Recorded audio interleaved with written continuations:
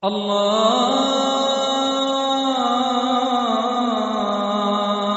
أكبر الله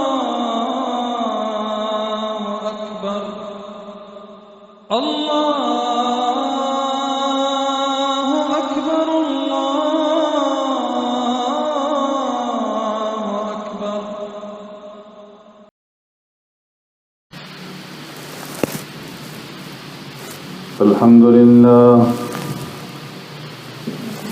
الحمد لله نحمده ونستعينه ونستغفره ونؤمن به ونتوكل عليه ونعوذ بالله من شرور أنفسنا ومن سيئات أعمالنا من يهده الله فلا مضل له ومن يضلله فلا هادي له ونشهد أن لا إله إلا الله وحده لا شريك له ونشهد أن سيدنا ونبينا ومولانا محمدا عبده ورسوله أرسله الله إلى كافة للناس بشيرا ونذيرا وداعيا إلى الله بإذنه وسراجا منيرا. أما بعد فقد قال الله تبارك وتعالى في القرآن المجيد والفرقان الحميد. فأعوذ بالله من الشيطان الرجيم. بسم الله الرحمن الرحيم. ولنبلونكم بشيء من الخوف والجوع ونقص من الأموال والأنفس والثمرات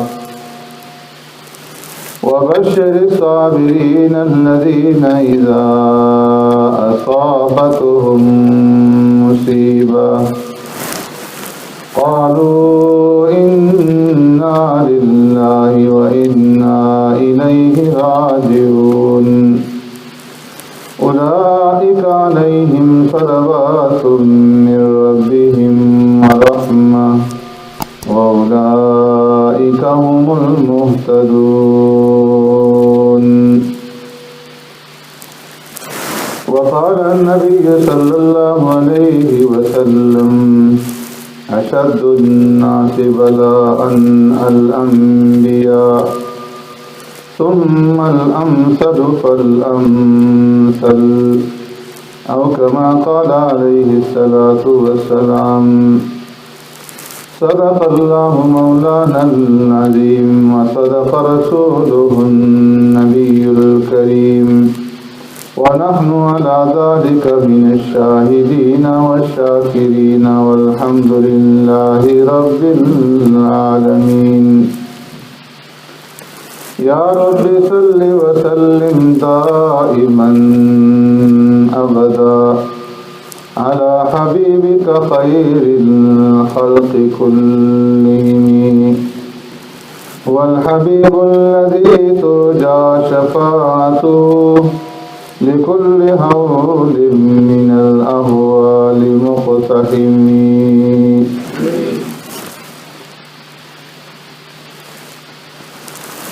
ولنبلونكم بشيء من الخوف.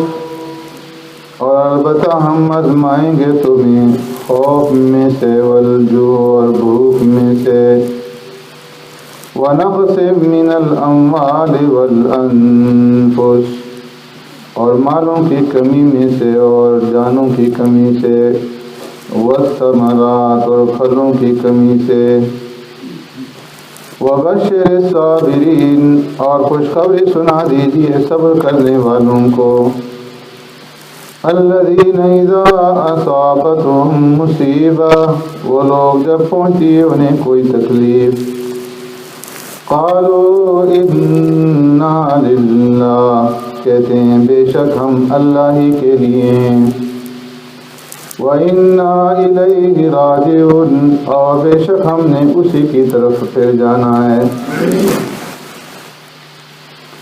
أُولَئِكَ عَلَيْهِمْ صَلَوَاتٌ مِّن رَّبِّهِمْ وَرَحْمَةٌ، یہی لوگ ہیں جن کے اوپر ان کے رب کی طرف سے رحمت اور مہربانی ہے، وَأُولَئِكَ هُمُ الْمُهْتَدُونَ، اور یہی لوگ ہیں ہدایت یافتہ۔ آمنت باللہ وبآیاتہ،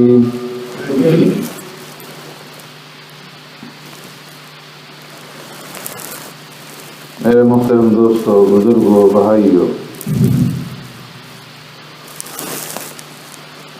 اس دنیا کے اندر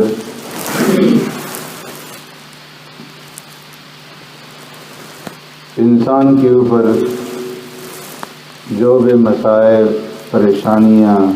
تکلیفیں اور رنج و غم آتے ہیں، چاہے ان کا تعلق کسی بھی قسم سے ہو، اولاد کی طرف سے پریشانی ہو، روزگار کی طرف سے پریشانی ہو، تو میں کہ جتنی بھی مسائل ہیں، جتنی بھی پریشانیاں ہیں، وہ دو قسم پر ہیں۔ ایک قسم کی مسائل اور آفات اور بلیات اور پریشانیاں اور رنج و غم، یہ اللہ کی طرف سے قہر ہیں اور اللہ کا عذاب ہے۔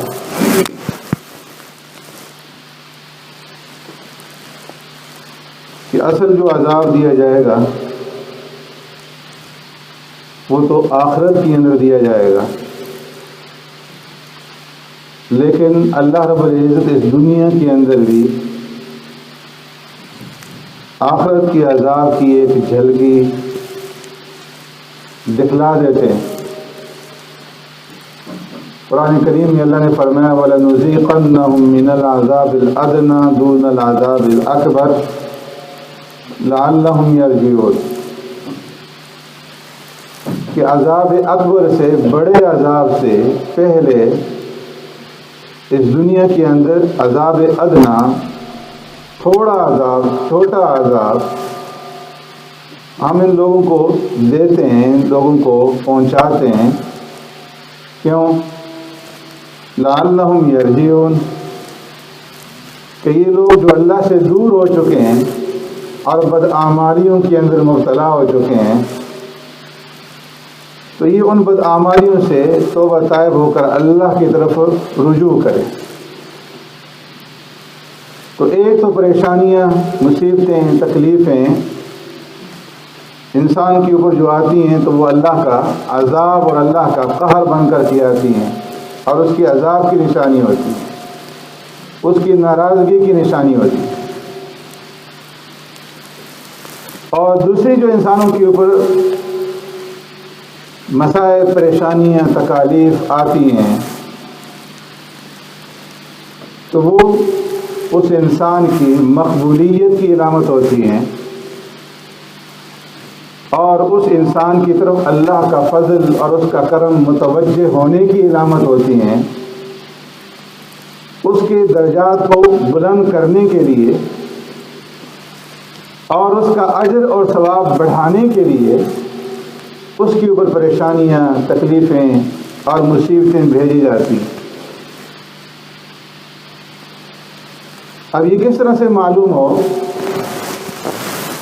کہ ہمارے اوپر جو مصیبتیں اور پریشانی آئی ہیں اس کا تعلق کس قسم سے ہے؟ آیا وہ اللہ کی طرف سے عذاب ہے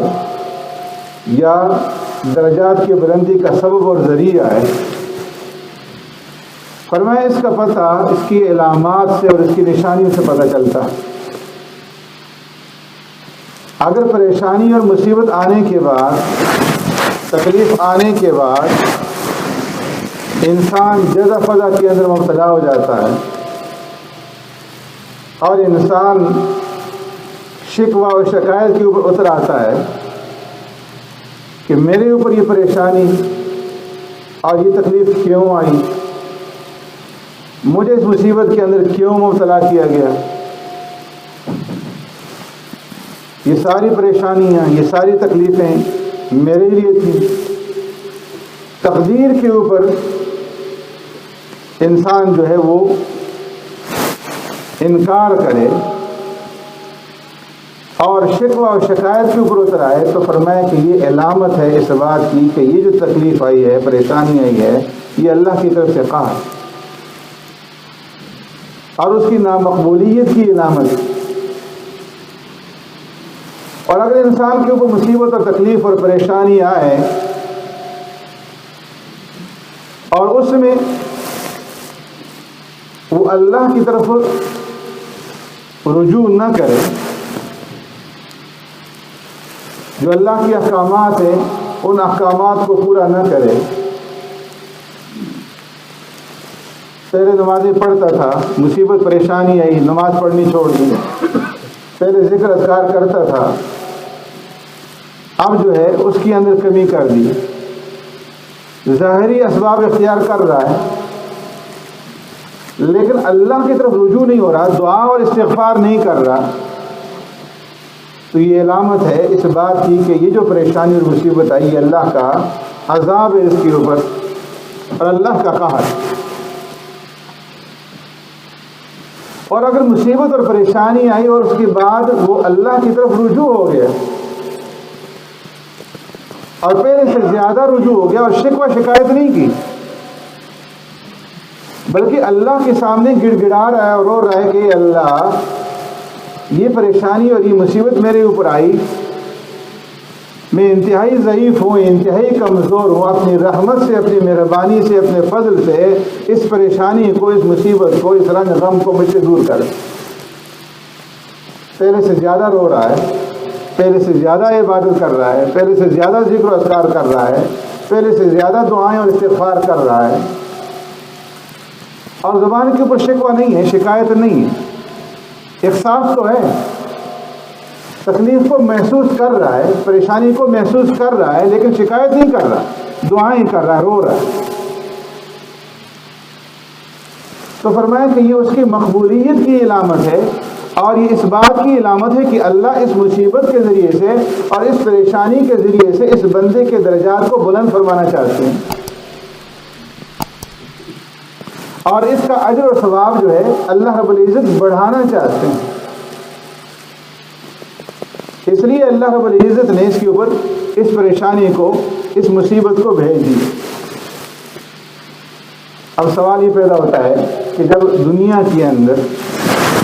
کسی کو کسی کے ساتھ محبت ہوتی ہے تو انسان یہ چاہتا ہے کہ میرے محبوب کو راحت ملے، اسے آرام ملے، اسے تکلیف نہ ہو۔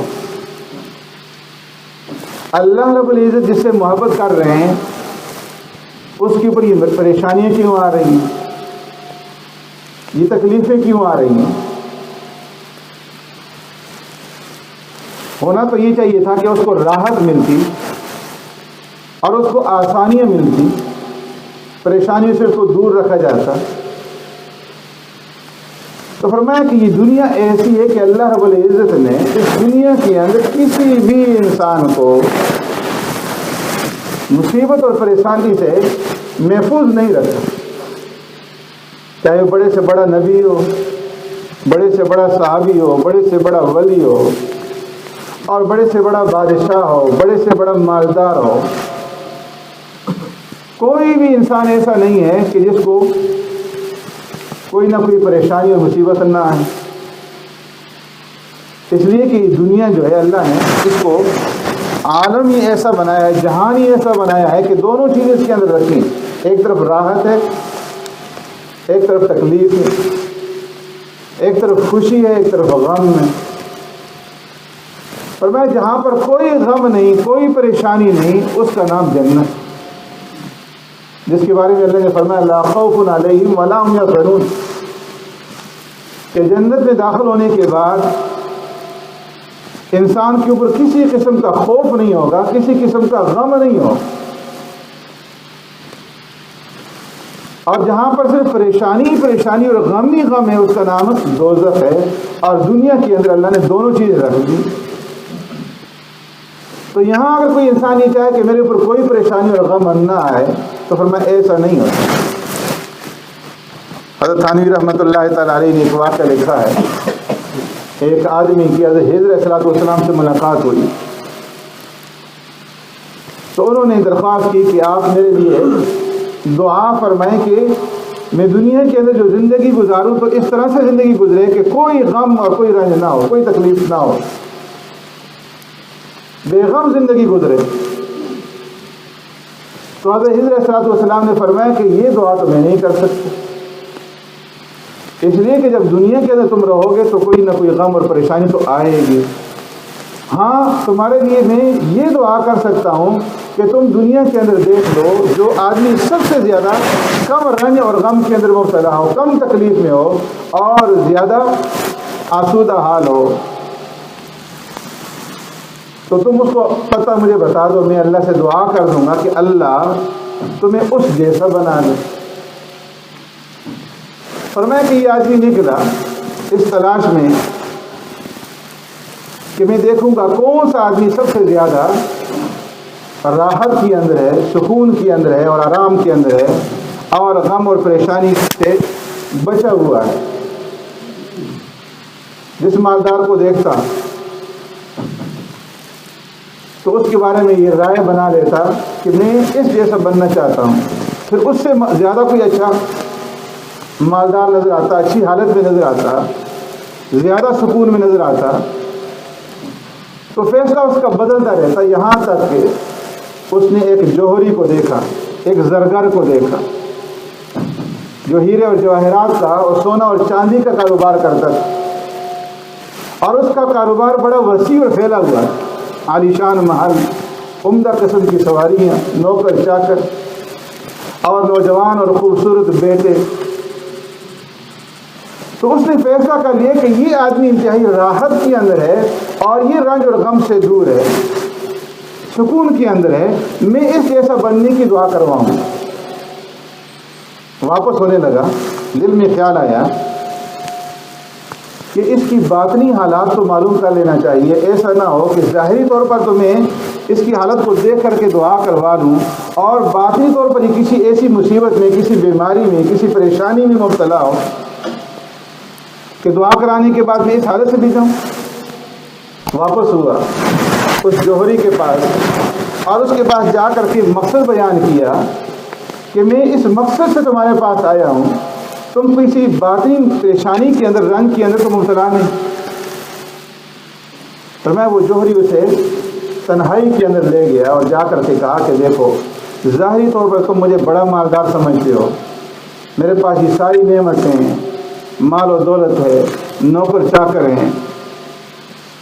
لیکن میں ایک ایسے غم کے اندر اور ایک ایسی پریشانی کے اندر مبتلا ہوں کہ رات دن مجھے کھائی جا رہی ہے اور ذرے ایک لمحے کا بھی مجھے سکون نہیں۔ پھر اس نے اپنی بیوی کی بد کرداری کے بارے میں بیان کیا اور کہا کہ دیکھو، یہ جو بیٹے خوبصورت اور نوجوان تمہیں نظر آ رہے ہیں، یہ میرے بیٹے نہیں، اور اسی کڑن کی وجہ سے، اسی تکلیف کی وجہ سے رات دن میں جلتا رہتا ہوں، تو تم میرے جیسے بننے کی دعا مت کروانا۔